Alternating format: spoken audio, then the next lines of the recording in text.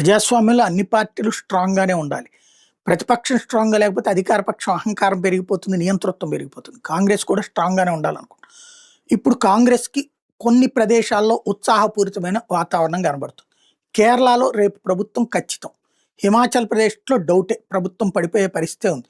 కర్ణాటకలో ఇంకా 3 ఏళ్ళు 2.5 ఏళ్ళు ఉంది దగ్గర దగ్గరగా ఎన్నికలు. తెలంగాణలో 3 ఏళ్ళు ఉంది ఎన్నికలు. ఆ 2 చోట్ల ఇప్పట్లో కాదు కాబట్టి ప్రాబ్లమ్ లేదు. ఆ 2 చోట్ల కూడా ఆర్థికంగా వనరులు ఇచ్చేవే జాతీయ నాయకత్వానికి. కాబట్టి ప్రాబ్లమ్ లేదు.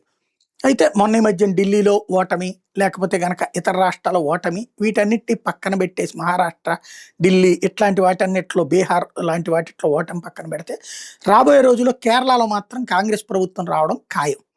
మళ్ళీ క్రిందటిసారికి మళ్ళీ కమ్యూనిస్టులకి త్యాగం చేయకపోతే కాంగ్రెస్ గవర్నమెంట్ మన స్థానిక ఎన్నికల్లో విజయం క్రిందటిసారి పార్లమెంట్ ఎన్నికల్లో కూడా ఘన విజయం సాధించినటువంటి పరిస్థితి. ఇప్పుడు అసెంబ్లీ ఎన్నికల్లో అక్కడ గెలవడానికి అవకాశం ఉంది. యూడీఎఫ్ కిందన కాంగ్రెస్ పార్టీ నేతృత్వంలో కూటమి ప్రభుత్వం ఏర్పడడానికి అవకాశం ఉంది. ఇది నెంబర్ 1.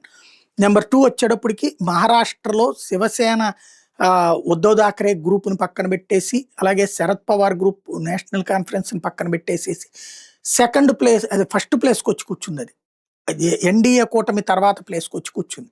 అది ఒకంత ఊపు తెప్పించేటటువంటిది.